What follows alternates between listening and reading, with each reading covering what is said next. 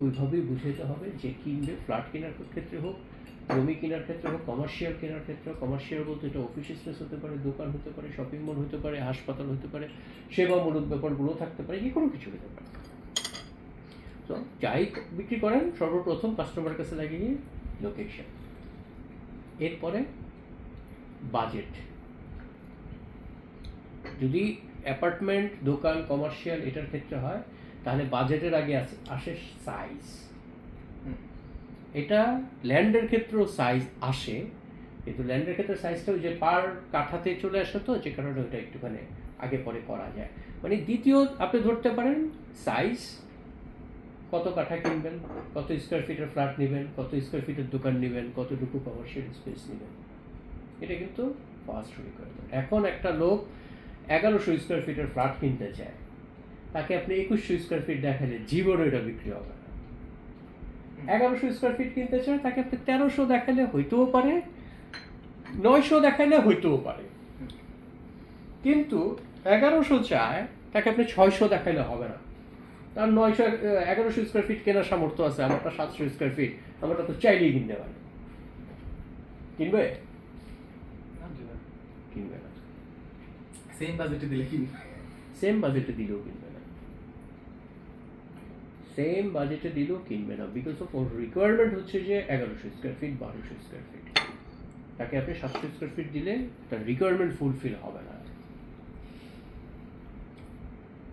যদি আপনি 700 স্কোয়ার ফিটে এমন কোনো কিছু দিতে পারেন যেটা আসলে লুক্রেটিভ, সেই ইনভেস্টমেন্ট পারপাস হতে নিতে পারে, এটা কিন্তু তার রিকোয়ারমেন্ট না। সেম ল্যান্ডের ক্ষেত্রেও যে বোঝে যে 10 কাঠায় কি মজা, তাকে আপনি কম দামে দিয়েও আপনি 3 কাঠা বেচতে পারবেন না তার কাছে। না, আমি 3 কাঠা নিব না, নিলে 10 কাঠাই নিব, কিন্তু তুমি আমাকে দরকার পড়ে আরো 1 মাস পরে দেবো, সুন্দর দেখে একটা ল্যান্ড বের করে দেবো। যে লোক 5 কাঠার মজা বোঝে, সে লোককে আপনি 3 কাঠা বেচতে পারবেন। 10 কাঠার যে মজা বোঝে, তাকে তো আপনি 3 কাঠা বেচতে পারবেনই না। যে লোক 5 কাঠার মজা বোঝে, সেই লোকের কাছেও আপনি 3 কাঠা বেচতে পারবেন।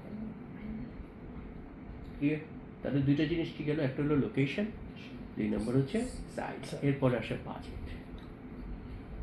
এই বাজেটের ব্যাপারটা সব জায়গার ক্ষেত্রে খুব ইম্পর্টেন্ট, একটা ক্রেতার ক্ষেত্রে খুব ইম্পর্টেন্ট। বাট বিক্রেতার কাজে হচ্ছে তার বাজেটটাকে আরেকটু ইনফ্লুয়েন্স করা। হয় না, 700-1000 টাকার ভিতরে শার্ট কিনতে গেছেন, 1800 টাকা শার্ট কিনে নিয়ে আসছেন, হয় না? এটা হলো সেলসম্যানের সফলতা।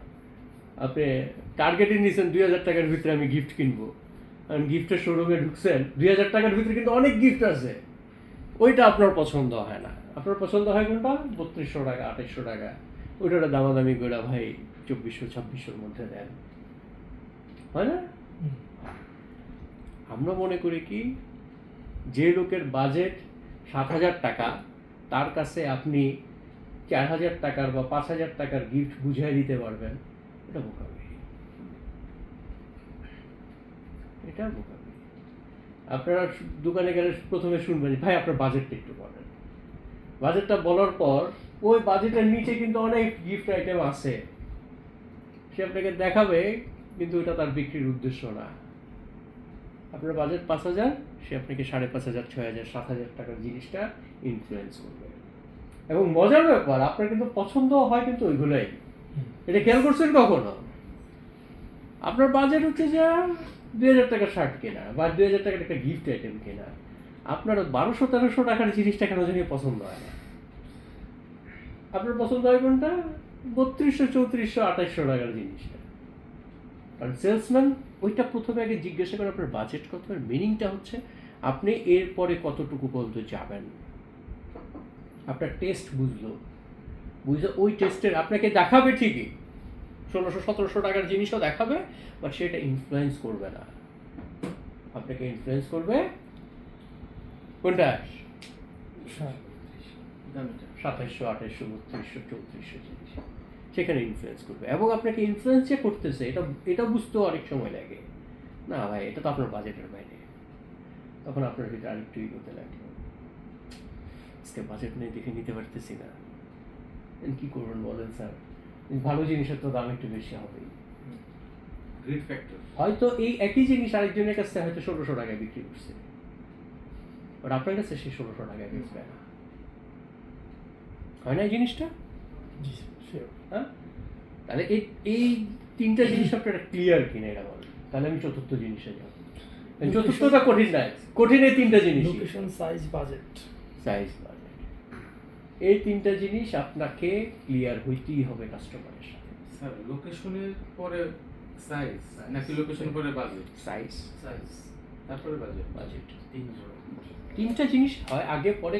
এটা প্রপার মানে পার্সন টু পার্সন ভেরি করে, ক্লায়েন্ট টু ক্লায়েন্ট ভেরি করে, প্রোডাক্ট টু প্রোডাক্ট ভেরি করে। কখনো প্রোডাক্টের কারণে দেখা যায় যে আগে বাজেট নিয়ে কথা বলে, সাইজ পড়ে। ক্লায়েন্টই তো স্যার বলবে আগে, কোশ্চেন অনেক ক্লায়েন্ট বলবেই না, অনেক ক্লায়েন্ট বলবে না, আপনাকে এটা ইনফ্লুয়েন্স করে। আপনার উপস্থাপন অনুযায়ী তার ডিমান্ড ক্রিয়েট হবে।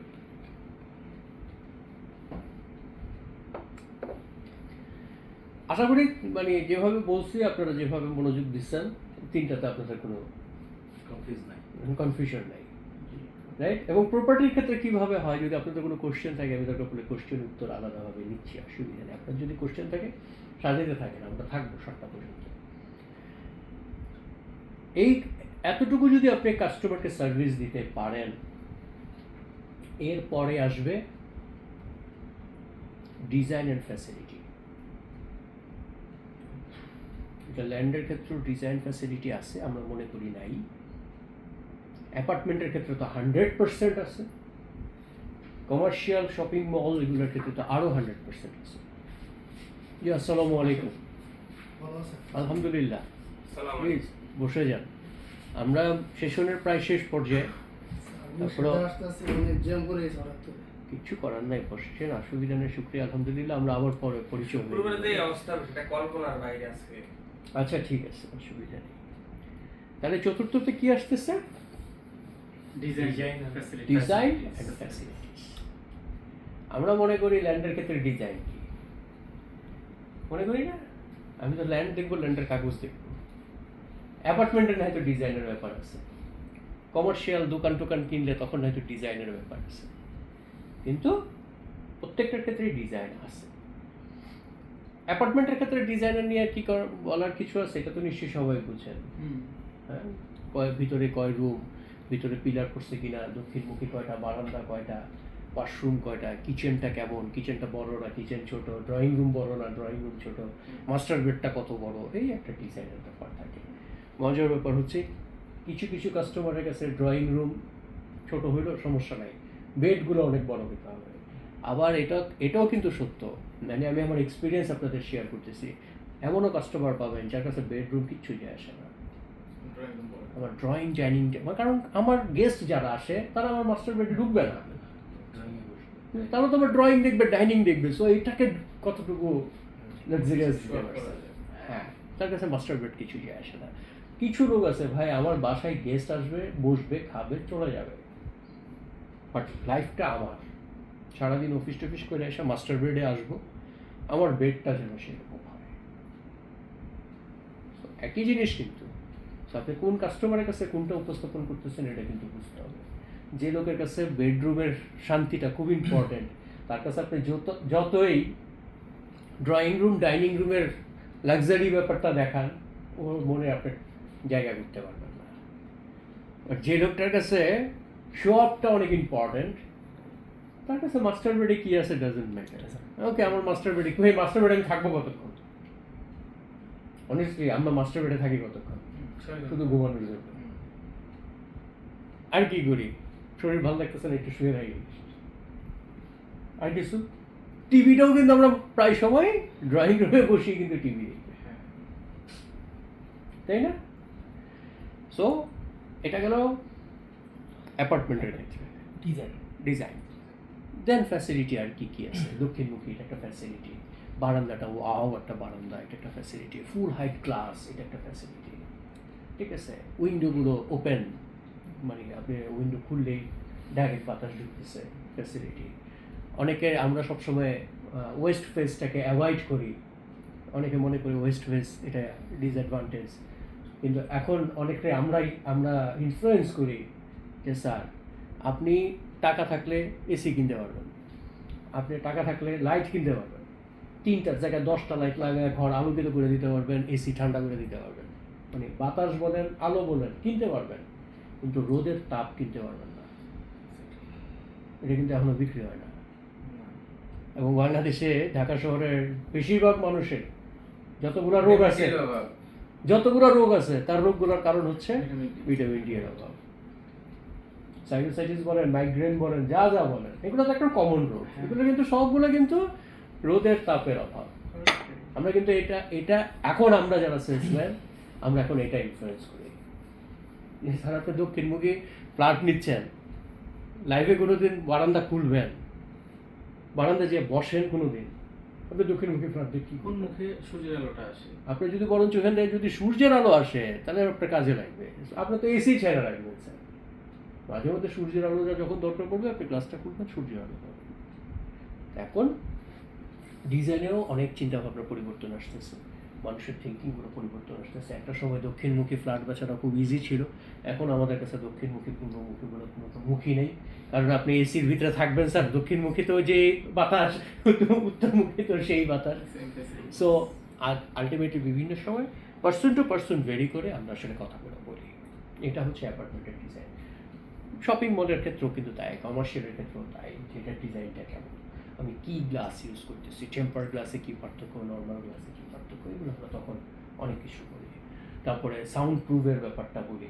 আমি এখানে একটা অফিস করতেছি, পাশের লোক আরেকটা অফিস করতেছে, আমার এখানের সাউন্ডগুলো ওই অফিসে যাচ্ছে কি না, এটা খুব ইম্পর্টেন্ট তখন হয়ে যায়। দোকানের ক্ষেত্রে ফেসিংটা আমি কি ফ্যাসিলিটি দিচ্ছি। এখন একটা সময় ছিল 3 দিকে দেয়াল একটা শাটার থাকলে মার্কেট হয়ে গেছে, এখন আর সেই দিন নাই। এখন মানুষ রুচিশীল হয়ে গেছে। আগে এগুলো কিন্তু যত্নের অভাবেই হয়। আপনি যত বেশি যত্ন নেবেন আপনার মার্কেটের ডিজাইনের ক্ষেত্রে, দেখবেন ওই মার্কেটের লোকজন বেশি যায়। বসুন্ধরায় কেউ কেনাকাটা করতে চায় না, তারপরে লক্ষ লক্ষ মানুষ প্রতিদিন ঢুকে আর বের হয়, হ্যাঁ না? তারপরে বের হওয়ার ফাঁকে দিয়েও দেখা যায় যে মানে খালি ঢুকছেন আর বের হইছেন, গল্প করতে ঢুকছেন, বের হইছেন, 1-1.5 টাকা নেয়। এটা হয় না? আপনি কিন্তু ডিসিশন নিয়ে গেছেন, আপনি বসুন্ধরায় যাচ্ছেন কেন? এক বন্ধুর সাথে দেখা করতে, কিছু কিনবো না, কিছু খাবো না, শুধু দেখা করতে যাব। তারপরে কি হয়? ঢুকেন, বের হওয়ার সময় নাই, অটোমেটিক এটা কিন্তু। হ্যাঁ, তো আপনি যদি ওই টেস্ট দেখাইতে পারেন মানুষকে, তাহলে মানুষ কিনবে। এই ফ্যাসিলিটিগুলো দেখাইতে পারেন, তাহলে মানুষ কিনবে। ল্যান্ডের ক্ষেত্রে ফ্যাসিলিটিটা কেমন হয়? আমি কনফিডেন্টলি বলতে পারি, আমরা ধরেন যদি একটু আবাসিক ভাব আছে ডিজাইন করা যদি কোনো ল্যান্ড প্রজেক্ট হয়, ওইখানে প্রজেক্টের ভিতরে ল্যান্ডের দাম যদি 10 টাকা হয়, আপনি জাস্ট ওই প্রজেক্টের বাইরে যে একটা ল্যান্ড কিনেন, 2 টাকায় না পাইলেও 3 টাকায় পেয়ে যাবেন, 4 টাকায় পেয়ে যাবেন। পার্থক্যটা কি?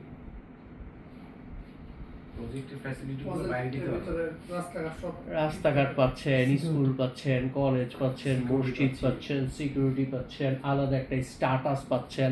আপনি যেখানে বাড়ি বানাবেন তার পাশের প্লটের মালিক সেখানে গরুর খামার দিবে না, আরেকজন মুরগির খামার দিবে না, ওইখানে মাছ চাষ হবে না। এটা একটা পরিকল্পিত পরিবেশ। বাট এর বাইরে আপনি কিনছেন বাংলো বাড়ি করার জন্য, আমি কিনছি গরুর ফার্ম করার জন্য, আপনি মানে থামাইতে পারবেন? তাও তো ধরেন গরুর ফার্মটা একটুখানি সহ্য করলেন, কারণ শেড টেড দিয়ে ঢাকা থাকে। মুরগির খামার যদি দেয়, কিচ্ছু করার নেই।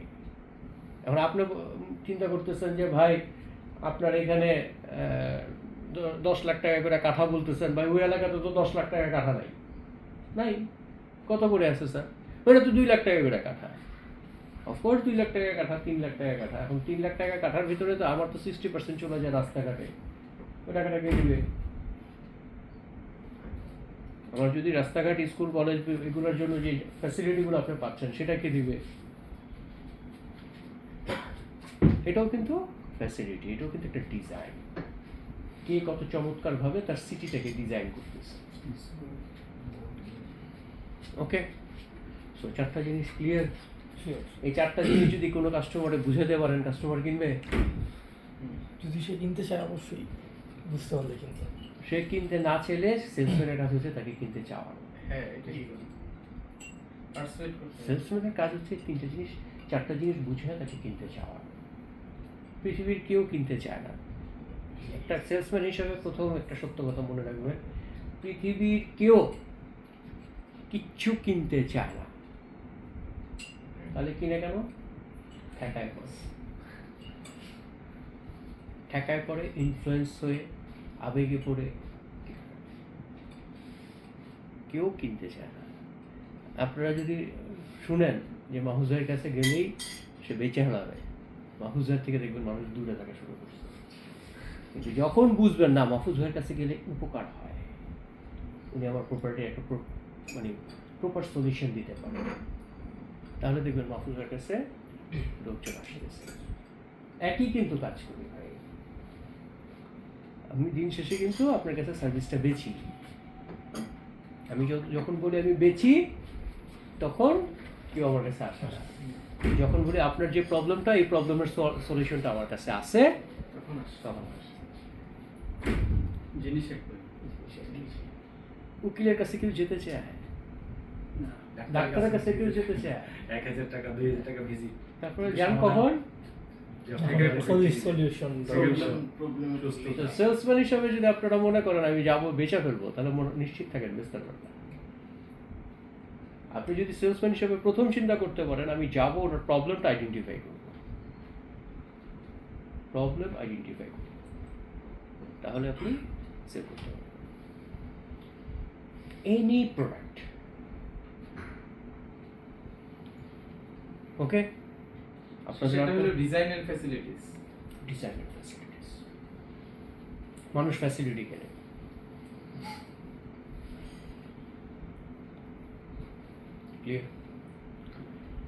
আগামী 31 তারিখ পর্যন্ত আপনাদের যে কন্টেন্টগুলো যাবে এগুলোতে আপনাদের কিচ্ছু বলতে হবে না। এবার আমরা ভিডিওগুলো শেষ করে দিতে পারি। যদি কোশ্চেন থাকে, কোশ্চেন যখন হবে তখন আবার ভিডিওগুলো ওপেন করবো, কারণ আমাদের ভিডিও অনেক বড় হয়, পরে এডিট করতে পারি না। গতবারে ভিডিও হয়ে গেছে 3 GB।